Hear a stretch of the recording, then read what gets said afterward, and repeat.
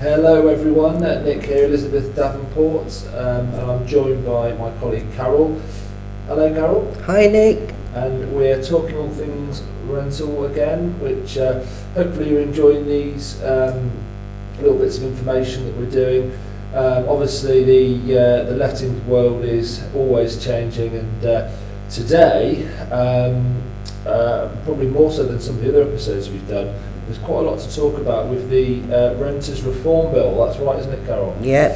So I don't know if you want to just give people a bit of an insight as to what's happening and some of the changes, but you were saying to me earlier that they're probably some of the biggest changes the industry's seen in a number of years. 30 years, it's the biggest shake-up in the private rented sector in 30 years. And this is what it's actually officially saying. The changes, there's lots of them coming in, we can't cover them all. No. The white paper is already in, waiting to be signed off, and there is actually more changes than initially thought there was going to be. Oh, okay. Yeah, so they're also looking at doing a fairer private rented sector. This is something we've talked about before. So trying to shift some more power more towards tenants. Yes. Essentially. Yes. Yeah. Yes. Okay. Also some changes that they're insisting are not going to just be all in the favour of the tenants. Number one is a single system of tenancy. Okay. So where at the moment as we know, we can have assured short hold tenancies for 6 to 12 months. Some of them will roll onto a periodic tenancy. What they're saying is they're going to abolish these fixed terms, and they're going to have one system of an open-ended tenancy that will start off as a rolling periodic. Wow, that's a complete change, isn't it? Complete change.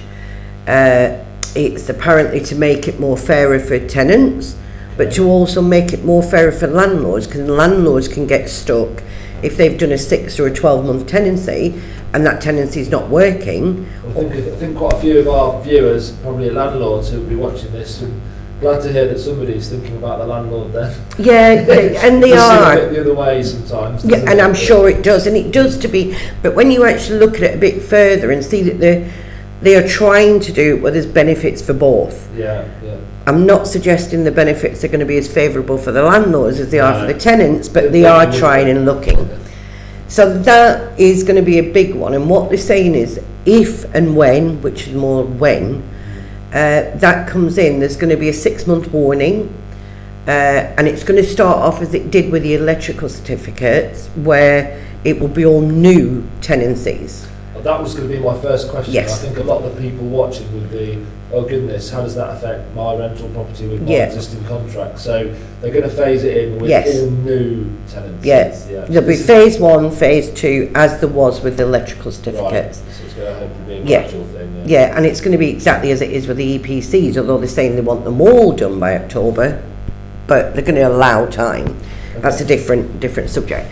But this is going to be that new tenancies, we'll be giving notice of when it's going to happen. It will be all new tenancies, and then they will give us a deadline for converting the other tenancy agreements into periodics.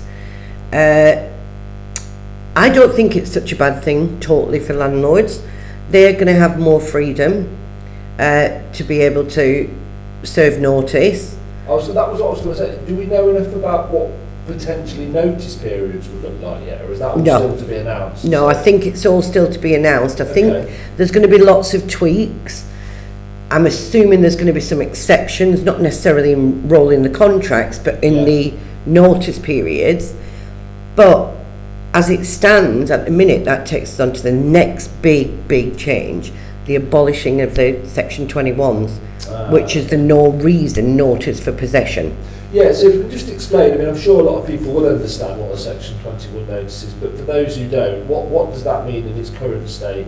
The Section 21 at the minute means that as a tenancy is coming to an end, 2 months or just before a tenancy is due to end, you can give a server notice for possession of the property without giving a reason. So you don't have to have a reason.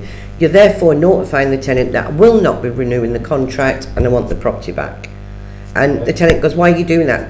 There is no reason required.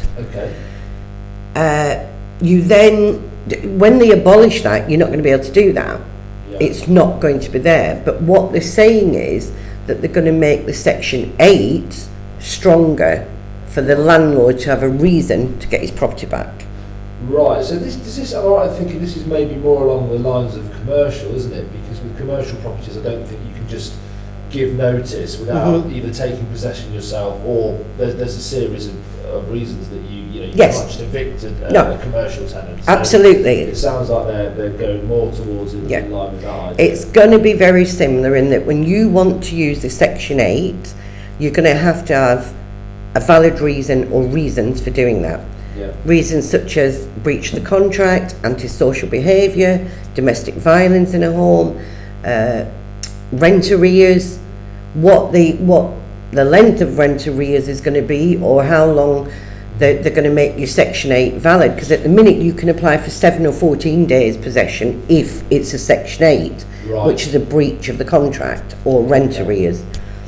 That I'm sure is going to be tweaked. Are they going to say you can apply for it to happen in 8 days? What they are saying is they're going to put extra things in there so that a landlord is going to be able to get his property back if he needs to get it back, but he's going to have to give reasons for it. Yeah, so that seems to me to be the takeaway. Yeah. There are going to have to be reasons which are going to be outlined as to what constitutes a reason to take your property back. Okay. Yeah. So that's again a big shift. Yeah, I mean, I think going to the rolling periodic contracts is a big thing for landlords, because they're going to go, well, that's just open-ended then. When unless I can get the valid reasons to get my property back, you're saying I have to have a tenant there forever. And potentially it could look like that, but I don't think that's how it's going to be. There's two things that are really important to help to protect yourself against this, getting rid of the Section 21s and making them rolling contracts. Two things.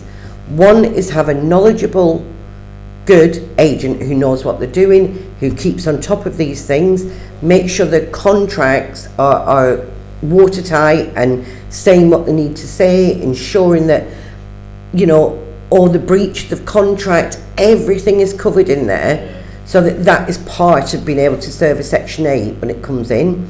Number two, things, absolutely, that's always key, isn't it? Yeah. And I suppose that's where a role of a competent agent comes in, is just having that paper trail.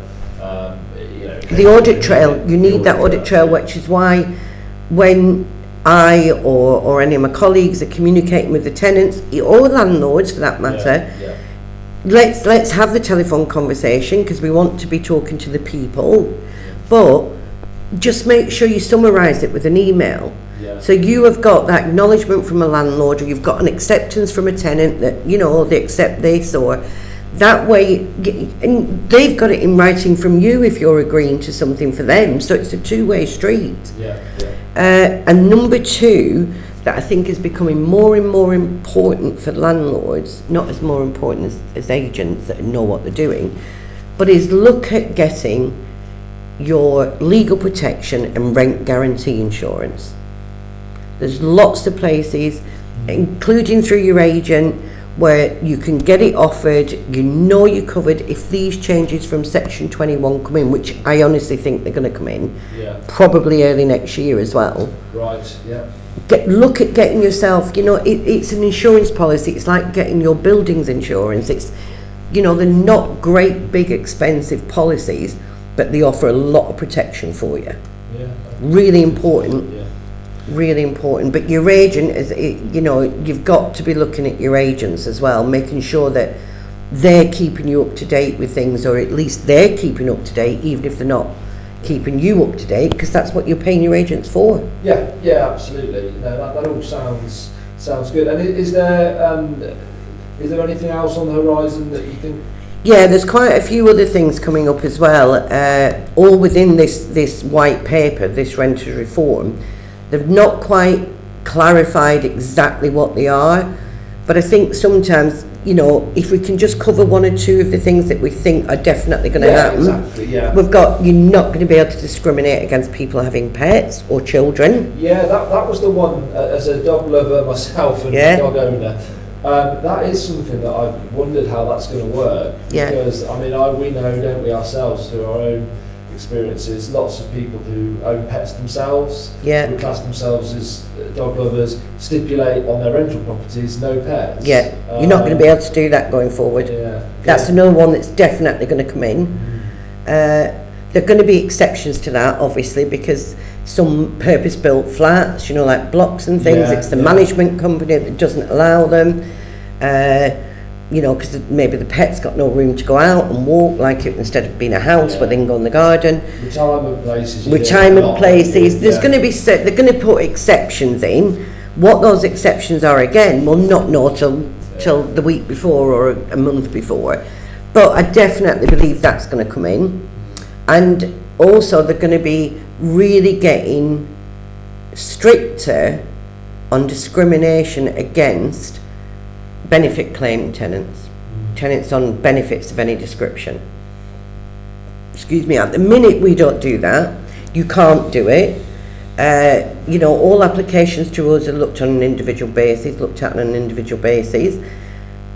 there's going to be a watchdog out there because they're looking at getting an ombudsman for lettings. Yeah. So they're going to bring in an ombudsman, whereas at the minute we've got Isla, you've got the Guild, you've got all sorts of different, you know, bodies that we have to be registered and certified by, but they are actually talking about bringing in a property lettings ombudsman.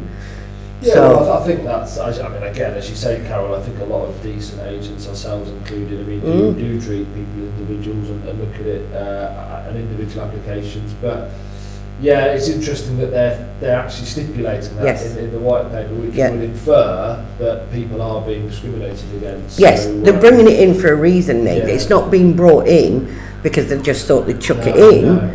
It's actually being brought in because it's obviously happening out there in the industry. Yeah, and I think, you know, that's why with a lot of these things, so sometimes, you know, I sort of groan when I think, oh, you know, more stuff's coming in, but then a lot of it, you know, to be fair, is for good reason and should be encouraged. So, yeah, I suppose we'll be updating people when we have a bit more information, so to be continued on this, isn't it? Yeah, absolutely, absolutely. And it's good landlords who use good, knowledgeable agents shouldn't be having to worry or shouldn't be worrying. Yeah. Because if you're doing what you should be doing as a responsible landlord and you've got an agent like us that is looking after your property, looking after your tenants, looking after you and keeping up to date with what we need to keep you legal by, you shouldn't have any worries. No. Which is a good positive note to finish on. So thank you, Carol. And, you're welcome. A bit more bedtime reading for you. Yeah, definitely. Yeah. So no, thank you for summarising it, because I think you've done that really well. But we will be back with some more updates as and when they're available. So definitely. Stay tuned, and we look forward to seeing you soon. Thank you. George! Then I have to stop recording. Why did George do that? Well done, Carol. That was all right, wasn't it? Quite a lot of stuff in there, isn't there? You did. You got loads in there. George.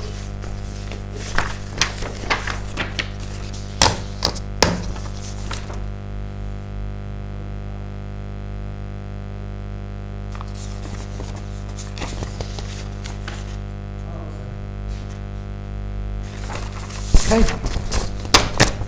We're ready to go. Oh, Wait until the blooper reel gets published, Carol. who? All the outtakes. I know. The sessions. God, and that gets reviewed.